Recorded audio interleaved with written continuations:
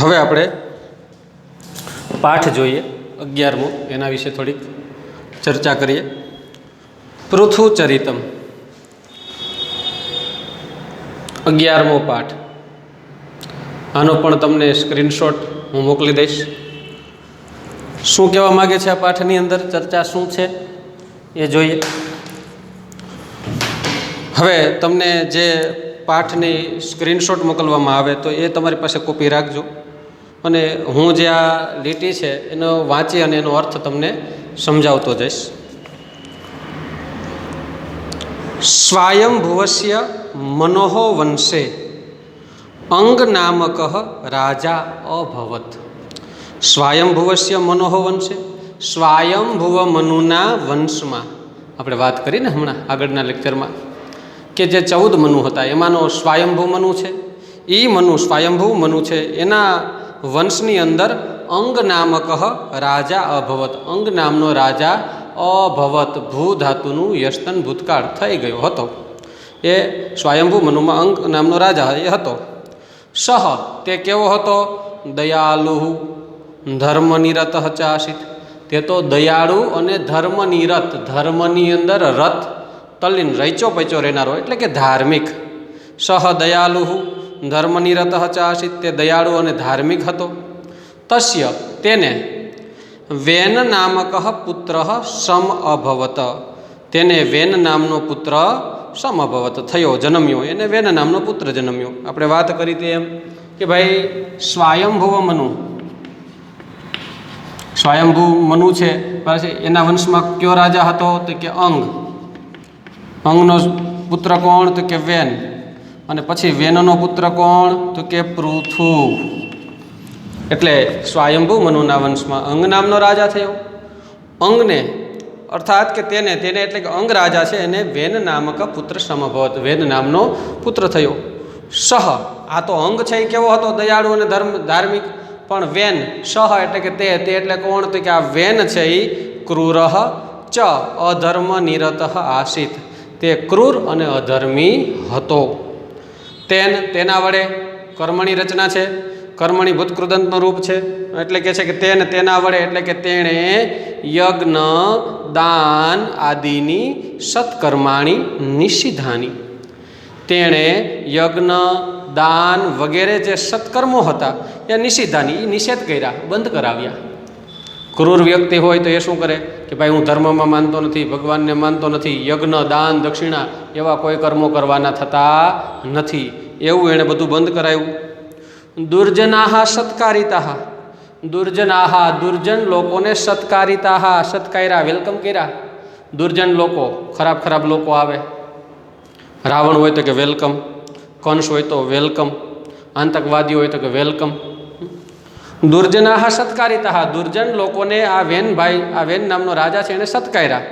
ચ અને સજ્જનાહા દુષ્કારિતા. અને સજ્જન લોકોને દુષ્કારિત કર્યા. દુષ્કાર્યા એટલે હળધૂત કર્યા, અપમાનિત કર્યા. ગેટ આઉટ, નીકળો, તમારા જેવા લોકોની કાંઈ જરૂર નથી. એટલે દુર્જન લોકો હતા એને સત્કાર્યા, અને સજ્જન લોકો એને ધૂતકાર્યા, એને અડધૂત કર્યા. ફલતઃ ફલ સ્વરૂપે ચોર આદિ નામ પ્રવૃત્તિ. ચોર એટલે કે ચોરી વગેરે જે પ્રવૃત્તિઓ છે સર્વત્ર પ્રવર્તિતા, ચારે કોઈ પ્રવર્તવા લાગી. આપણે આગળ જ વાત કરી કે યથા રાજા તથા પ્રજા. જો રાજા જ ખરાબ હોય તો પ્રજાના લોકો પણ કેવા થઈ જાય? ખરાબ થઈ જાય. ચોરી ને જુગાર ને હેરાનગતિ ને લૂંટફાટ ને મારામારીને એવું રાજાને જ ગમતું હોય તો પ્રજા અમુક લોકો છે એ તો વાટ જોઈને જ બેઠા હોય, કયા કીએ આ રાજા જ શરૂ કરે તો આપણે એવું શરૂ કરી દઈએ, હિંસા. એટલે કે આના ફળ સ્વરૂપે ચોર આદિ નામ પ્રવૃત્તિ સર્વત્ર પ્રવર્તિતા, ચારે બાજુ પ્રવર્તવા લાગી. સજ્જના નામ ધનમ ચ ધાન્યમ દુર્જનેહી પરિહરિતમ. સજ્જન લોકોનું જે ધન અને ધાન્ય છે એ દુર્જનેહી દુર્જનો વડે પરિહરિતમ છીનવી લેવાયું. કર્મણીમાંથી કર્તરી કરીએ તો સજ્જન લોકોનું ધન અને ધાન્ય છે એ દુર્જન લોકોએ હરી લીધું, છીનવી લીધું. ગુંડાગર્દી વધી ગઈ. સજ્જન લોકો હાયલા જતા હોય તો લૂંટફાટ કરી લે, અને ચાકુ બંદૂક જેવા હથિયારો બતાવીને એની પાસેથી લૂંટી લે. યજ્ઞ કર્મ અભાવે દુર્ભિક્ષ પ્રાવર્તત. યજ્ઞ અને કર્મના અભાવથી, યજ્ઞ કર્મ અભાવે, યજ્ઞ છે સાર, કર્મ એટલે કે યજ્ઞ કર્મ શુભ કર્મ, એના અભાવને હિસાબે દુર્ભિક્ષ પ્રાવર્તત.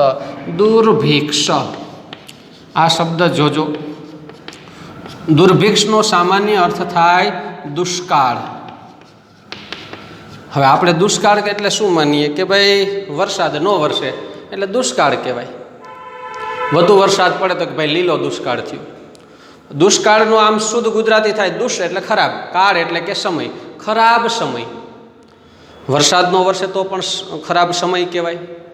ઘણી વખત વરસાદ હોય ને વાતાવરણ ડેન્જર હોય, કોઈ આપણે કહીએ ને કે વાતાવરણ સારું, ધન ધાન્ય અથવા તો જે કંઈ કામ ધંધા રોજગાર ન હાલે, એ પણ એક જાતનો દુષ્કાળ જ કહેવાય, મહામારી કહેવાય. પણ દુર્ભિક્ષનો અર્થ થાય કે જેમાં ભિક્ષા પણ મળવી મુશ્કેલ છે એવી સ્થિતિને દુર્ભિક્ષ કહેવાય. હવે પહેલાંના સમયમાં ખેતીવાડી હતી અને સામાન્ય લોકો જે ખેતીને સહાયક છે, કોઈ લુહારી કામ, સુથારી કામ, બીજા ત્રીજા ગૌપાલક, પશુપાલકો વગેરે હતા, કોઈ સોની કામ વગેરે હતું, કોઈ અભ્યાસ કરાવતા, કોઈ ધર્મનું રક્ષા કરતા, આવા નાના નાના કામ હતા. મોટા મોટા ફેક્ટરીને કોઈ ગાડીઓનું આવું બધું કોઈ બહુ હતું નહીં. એટલે આ ખેડૂતો હતા અને એને આધીન તો કે ભાઈ દરેક પ્રકારના આ લોકો છે એ, અને સાધુ સંતો અને ધર્મના રક્ષા કરવાવાળા લોકો ઘેરે ઘેરે ભિક્ષા માગવા જતા. હવે ખેડૂતના ઘરમાં જ ધાન્ય ન હોય તો ભિક્ષામાં શું આપે? આપણે કહેવત છે કૂવામાં જ ન હોય તો હવેડામાં ક્યાંથી આવે? એમ ખેડૂતો પાસે પણ ન હોય તો બીજા લોકો જે ખેડૂત ઉપર નિર્ભર હોય તો એવા લોકો પાસે તો ક્યાંથી આવે? એટલે ઋષિમુનિઓ જે સાધુ સંત ફકીર ધર્મના લોકો છે ભિક્ષા માગવા જતા તો ભિક્ષા પણ મળતી નહીં. ભિક્ષા પણ ન મળે એવી સ્થિતિ એટલે કે દુર્ભિક્ષ, એટલે કે દુષ્કાળ. દુર્ભિક્ષ પ્રાવર્તત. ચારે બાજુ દુષ્કાળ ફેલાવા લાગ્યો, દુર્ભિક્ષ થવા લાગ્યું. ભૂતલમ જમીન છે યજ્ઞ દાન રહિતમ ચ નિધર્મમ સંજાત. અને ભૂતલ છે, જમીન છે, ધરતી છે, યજ્ઞ દાન રહિત, યજ્ઞ અને દાન દક્ષિણા વગરની, નિધર્મમ ધર્મ વિહોણી થઈ ગઈ. ધરતીમાં જ કોઈ સત્વ ન રહ્યું, ધર્મ જ ન રહ્યો. આવી સ્થિતિ થઈ કેના હિસાબે? કે આ વેનને હિસાબે. અસ્યામ દુરવસ્થાયામ, અસ્યામ આ દુરવસ્થાયામ ખરાબ પરિસ્થિતિમાં પ્રજા રક્ષણ અર્થમ, પ્રજાના રક્ષણ માટે ઋષય પ્રવૃત્તા, ઋષિઓ છે પ્રવૃત્ત થયા, એક્ટિવ થયા. ઋષિઓ છે પ્રવૃત્ત થયા. એ ઋષિઓ છે કે ભાઈ આ અધર્મની વાત છે, આની સામે લડાઈ લડવી જ પડે, એટલે એ પ્રવૃત્ત થયા. તેહી તેઓ વડે વેન દંડિત, વેનને દંડિત કર્યો. દંડનો અર્થ થાય દંડા મારવા. મારીત ચ એટલે અને મારીત, અને મારી નાખ્યો. કર્મની રચના છે તેવા તેહી એટલે તેમના વડે, તે બધા ઋષિમુનિઓ વડે. વેન દંડિત, વેનને દંડાયો, ચ મારીત અને મરાયો, એટલે કે તેઓએ વેનને દંડિત કર્યો અને મારી નાખ્યો.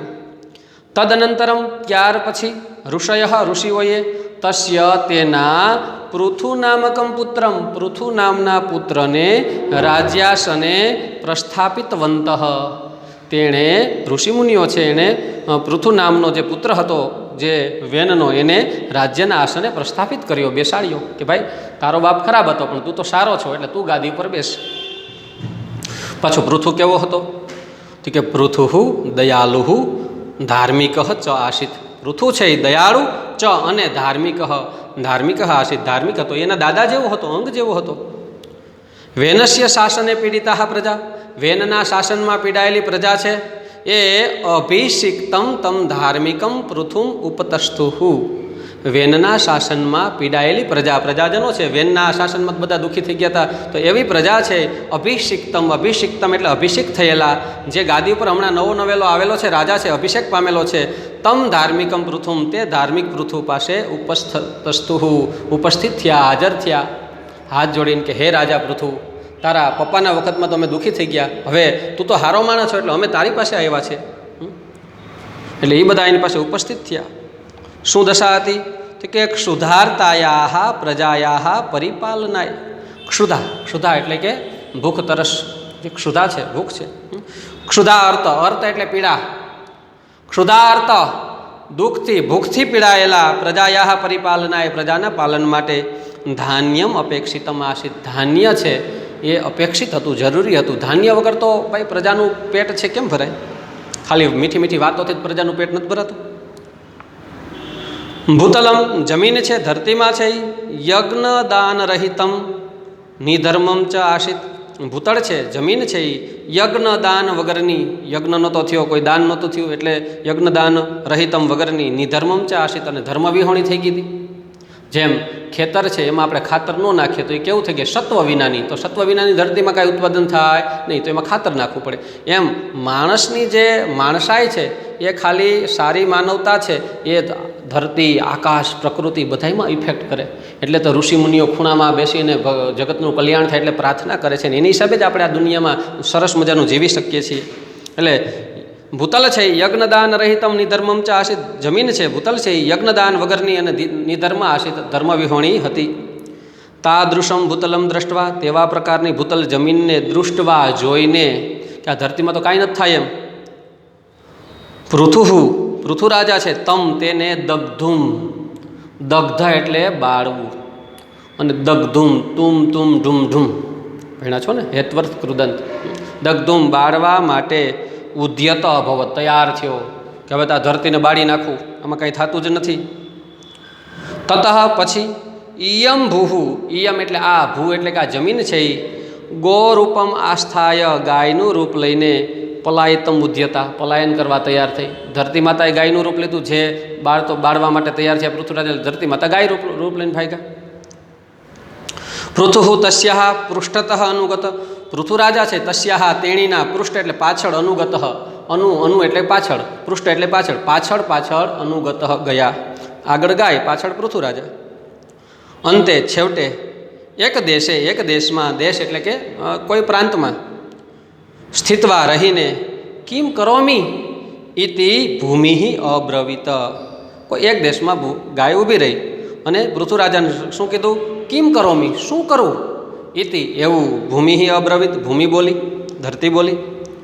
પૃથુ અપી, પૃથુએ પણ સ્થાવરસ્ય ચરસ્ય ઈપ્સિતમ દેહી ઇતિ તામ અબ્રવીત.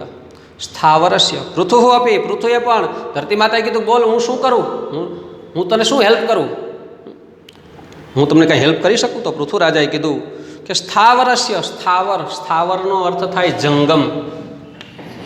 જંગમ એટલે કે જળ, ધરતી, નદી, સરોવર, નિર્જીવ જે કાંઈ પણ ઊભું છે એ, અને ચર, ચર એટલે કે ગતિશીલ એટલે કે સજીવ ને નિર્જીવ. સ્થાવરમાં નિર્જીવ જે સ્થિર છે તેવા, અને ચર એટલે ગતિશીલ, એટલે કે નિર્જીવ અને સજીવ, સ્થાવર અને ચર ગતિશીલ, એને ઈપ્સિતમ, ઈપ્સિત એટલે ઈચ્છેલું, મનનું ચાહેલું છે એ દેહી આપો, ઇતિ તામ અબ્રવીત, એવું તેને કહ્યું કે આ જગતની અંદર નિર્જીવ કે સજીવ, સ્થિર કે ચલિત, જે કાંઈ પણ છે એ બધાને ઈચ્છેલું દે. એને મનમાં ઈચ્છા, એને સારી સારી ઈચ્છા છે કે ભાઈ અમને એટલું એટલું જોઈએ, હે ધરતી માતા, હે ગાય માતા, તમે રૂપ લઈને ગાયનું આવ્યા છો એ આપો.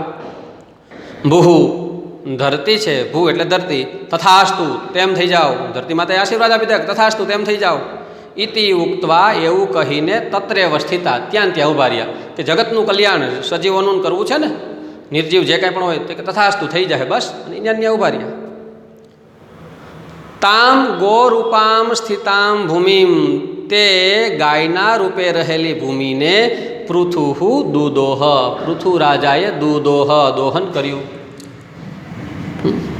દુહ્ય ધાતુ, દુહ્ય એટલે દોહન કરવું, દુદોહ પરોક્ષ ભૂતકાળ, લીટ લકારનું રૂપ છે, દુદોહન, દુદોહન એટલે દોહન કરી લીધું. પૃથુ રાજા એનું દોહન કર્યું, ધરતી ઊભી રહી એટલે એમાંથી પુષ્કળ દૂધ નીકળ્યું. અસ્મિન દોહન કર્મણી, આ દોહન કર્મમાં, આ દોહવાની ક્રિયામાં, અન્નરૂપમ, અન્નના સ્વરૂપે, પ્રભુતમ, પ્રભુત એટલે જાજુ, ઘણું ખરું, દુગ્ધમ પ્રાપ્તમ, દૂધ પ્રાપ્ત થયું. ધરતી માતા ગાયનું રૂપ લીધું ને પૃથુ રાજા એને દોહી એટલે પુષ્કળ દૂધ પ્રાપ્ત થયું. તેન અને તે અન્ન વડે, તે અન્ન વડે એટલે કયું અન્ન, કે દૂધ રૂપી અન્ન છે. દૂધ છે એ પણ એક પ્રકારનું આપણું અન્ન છે, ખોરાક છે. ઘણી વખત આપણે બહુ ભૂખ ન હોય તો એક ગ્લાસ દૂધ પી લઈએ એટલે આપણું પેટ ભરાઈ જાય. તો દૂધ છે એ પણ અન્ન છે.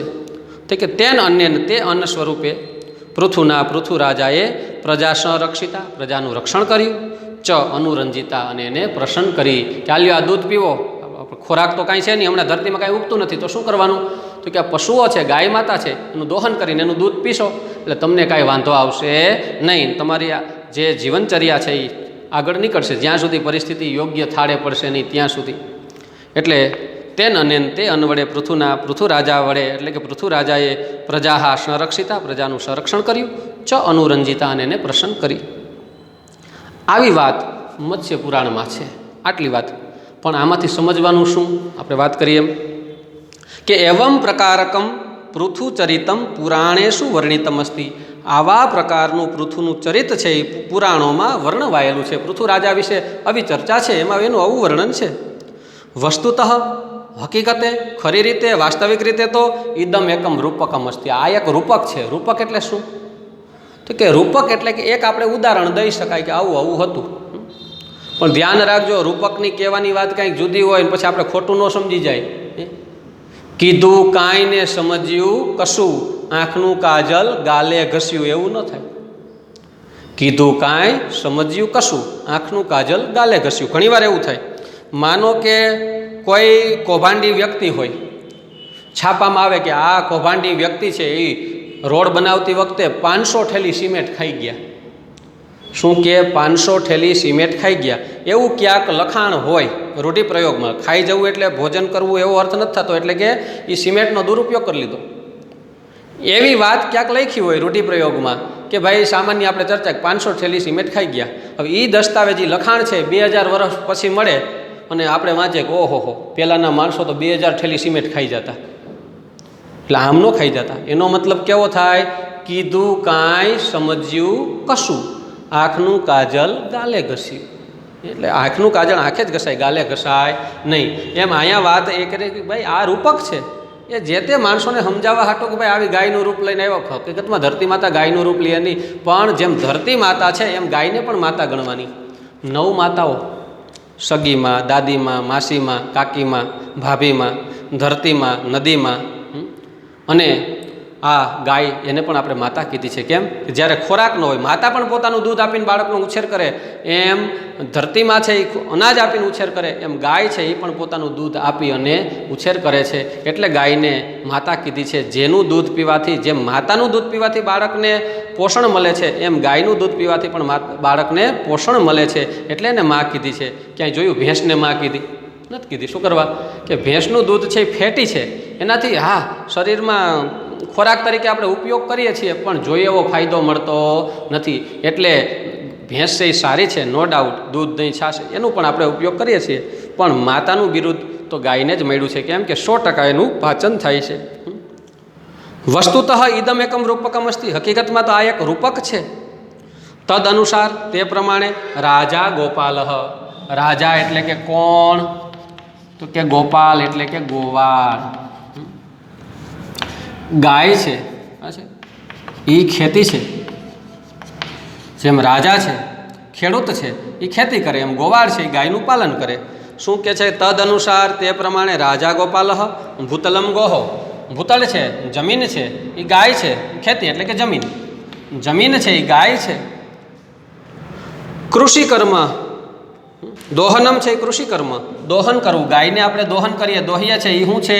કૃષિ કર્મ, ખેતી કામ છે. અને દુગ્ધમ ચ અન્નમસ્તિ, અને દૂધ છે એ અન્ન છે.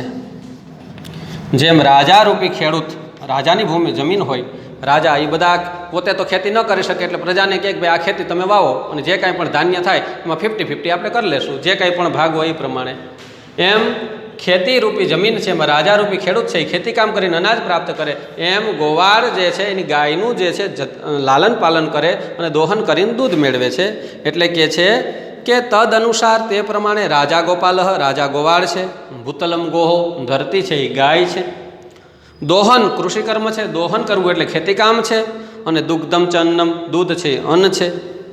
અર્થાત કે પૃથુરૂપ ગોપાલ, પૃથુરૂપી ગોવાળ, પૃથુરૂપી રાજારૂપી ગોવાળ છે એ સ્વકીયમ ભૂતલમ, પૃથ્વીરૂપ ગોપાલ ભૂતલ રૂપા ગામ, ભૂતલ એટલે કે ધરતીરૂપી ગાય છે એને કૃષિ કર્મણા દૂધોહ, ખેતીકામ રૂપી દોહન કરે છે. અસ્મિન દોહન કર્મણી, આ દોહન કર્મની અંદર અન્ન રૂપમ દુગ્ધમ પ્રાપ્તવાન, અને અનાજ રૂપે દૂધ પ્રાપ્ત થાય છે. આ ખેતી કરે તો એમાં દૂધ પ્રાપ્ત, ખેતીમાં અનાજ થાય, એવી રીતે આમાં ગાયનું પણ દોહન કરવાથી દૂધ પ્રાપ્ત થાય છે. ખેતી થોડી જાજી માણસો કરતા હશે, પણ ભેગું પશુપાલન કરવાથી પણ આ અનાજ એટલે કે ધાન્ય છે, દૂધ છે એ આપને મળે છે. અસ્ય રૂપકસ્ય અયમ સંદેશ, આ રૂપકનો સંદેશો શું છે? યથા ગોપાલ, જેવી રીતે ગોવાળ છે, સ્વકિયામ ગામ, ગા, ગા એટલે ગાય, ગાની દ્વિતીયા વિભક્તિ ગામ, અથવા તો પાછળ વ્યંજન આવ્યું હોય તો ગામ, આ રીતના લખાય. યથા જેવી રીતે ગોપાલ ગોવાળ છે, સ્વકિયામ ગામ પોતાની ગાય છે એને પ્રેમણા પરિપાલ્યતી પ્રેમથી પાલન કરે છે, એનું લાલન પાલન કરે છે.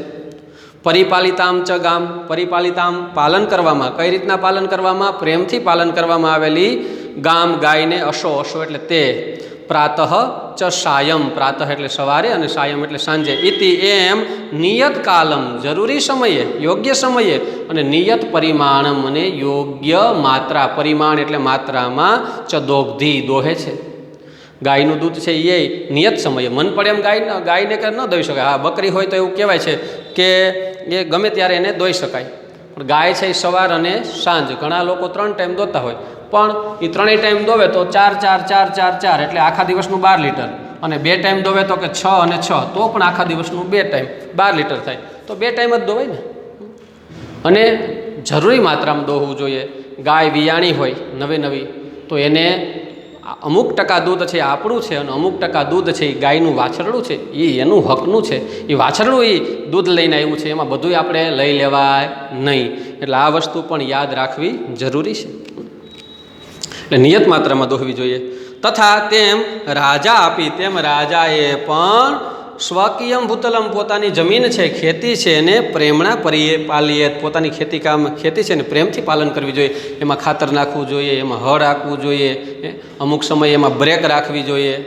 પરિપાલિતામ ચ ભૂતલમ, અને પ્રેમથી પાડવામાં આવેલી જમીન છે એને અશો, અશો એટલે તે એટલે કોણ? તો કે રાજા છે, ખેડૂત છે એ. શરદી ચ વર્ષાયામ ચ ઇતિ નિયત કાલમ, શરદી એટલે કે શરદ ઋતુ, શરદી એટલે કે શિયાળામાં શરદી થાય નહીં, અને વર્ષાયામ, વર્ષા એટલે કે વર્ષા ઋતુ, શરદ ઋતુ.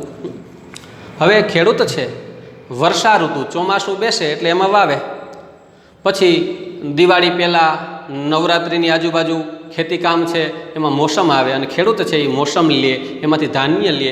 એક વર્ષા ઋતુમાં આવે ને બીજું શરદ ઋતુ, શરદ પૂર્ણિમા, ખબર હોય તો નવરાત્રિ પછી આવે. એ નવરાત્રિથી માંડીને દિવાળીનો ગાળો જે છે એ શરદ ઋતુ કહેવાય. એ શરદ ઋતુમાં પણ ફરી પાછું ખેડૂત ખેતી કામ કરે, અને એ પાછું ક્યારે પાકે? જો વર્ષા ઋતુમાં જે કાંઈ ખેડૂત વાવે તો એ શરદમાં પાકે, ને શરદમાં જે વાવે છે એ આપણે હોળી ઉપર પાકે છે, આપણે વસંત ઋતુમાં.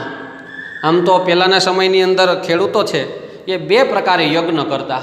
એક શરદ ઋતુમાં, એને શારદીય નવષ્યષ્ઠી કહેવાય. શું કહેવાય? શારદીય નવશસ્ય ઇષ્ઠી. શરદ ઋતુની અંદર નવા અનાજનો યજ્ઞ કરે. દિવાળીનો દિવસ હોય એ ઉત્સવ મને, અને એ લોકો શું કરે કે ધાન્ય હોય એની ધાણી બનાવે અને દીવાઓ સળગાવે કે અમારા ઘરે તો પુષ્કળ ધાન્ય પાક્યું છે, પણ એ ધાન્ય અમે બીજાને આપશું, એટલે બધાને વેચવા જાય દીવાના પ્રકાશમાં. દિવાળીના દિવસે બહુ અંધકાર હોય એટલે દીવાઓ સળગાવી અને બધાને ધાન્ય વેચે, અને નવા વર્ષથી એ ધાન્ય ખાય. પછી એ વર્ષામાં વાવ્યું હોય શરદ ઋતુમાં થાય, પછી શરદ ઋતુમાં વાવે એ દિવાળી ઉપર, અને એ પછી થાય વસંત ઋતુમાં, એટલે કે વાસંતિક નવષ્યષ્ઠી. વસંત ઋતુમાં નવા અનાજનો યજ્ઞ કરે, એટલે કે એ વાસંતિક નવષ્ઠી, શારદીય નવષ્ઠી એટલે દિવાળી, અને વાસંતિક નવષ્ઠી એટલે કયો પર્વ? તો કે હોળી. હોળીના દિવસે પણ ધાણી વેચવાનો રિવાજ છે. આપણે ધાણી છે એ વચ્ચે સંક્રાંત ઉપર પણ વેચીએ, મમરા છે એ પણ ચોખાની ધાણી છે, જુવારની ધાણી, પછી રાજીગરાના લાડુડી, બધું છે આપણે વેચીએ છીએ. જુદા જુદા પ્રાંતમાં જુદું રિવાજ હોય. એટલે પરિપાલિતામ ચ ભૂતલમ, પ્રેમથી પાડવામાં આવેલી જમીન છે એને અશો એટલે તે રાજા છે. શરદી ચ વર્ષાયામ, શરદ ઋતુ અને વર્ષામાં, ઇતિ એમ નિયત કાલમ, જરૂરી સમય અને નિયત પરિમાણમ, જરૂરી માત્રામાં, એવ જ દુહ્યાત, દોહવી જોઈએ. જમીનનું પણ દોહન 2 ઋતુમાં કરવું જોઈએ. ઉનાળે એને તડકો આપવો જોઈએ, એમાં ખેતી કરવી જોઈએ, જેથી કરીને આગલા મોસમમાં એ થઈ શકે.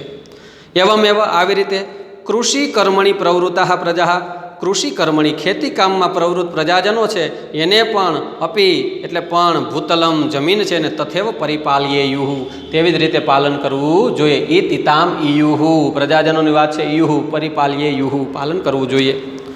પરિપાલિતમ ચ ભૂતલમ, અને પ્રેમથી પાડવામાં આવેલી જમીન છે એને નિયત કાલમ જરૂરી સમયે અને નિયત પરિમાણમ જરૂરી માત્રામાં દોહ્યુહુ દોહવી જોઈએ. કારણ કે યતઃ કેમ કે બહુધાન્ય પ્રવૃત્ત અયમ જન લોલુપ માનસ બહુધાન્ય પ્રવૃત્ત જાજુ ધાન્ય મેળવી લેવામાં પ્રવૃત્ત થયેલો લોલુપ માનસ લોલુપ એટલે લાલચી મનવાળો માણસ છે એ ભૂતલમ ન ચેત સહ ભૂતલમ રક્ષે ચેત જો એ ભૂતલમ ન રક્ષે ભૂતળ જમીનને રક્ષશે નહીં તો હાનિ એવા ભવિષ્યથી તો નુકસાની થશે. જમીનને પતાવી દઈએ તો શું થાય? નુકસાની થશે. સસ્યમ ખેતીકામ સસ્ય એટલે ધાન્ય, કૃષિ એટલે ખેતીકામ, ગોરક્ષ્યમ ગોવર્ધન ગાયોનું પશુપાલન છે, સર્વ એવ વાણિક પથ બધું જ વેપાર વાણિજ્ય છે. એ અરક્ષિતે ભૂતલે રક્ષણ વગરની જમીનમાં નિત્યમ નશ્યતિ એવ હંમેશા નાશ પામે છે.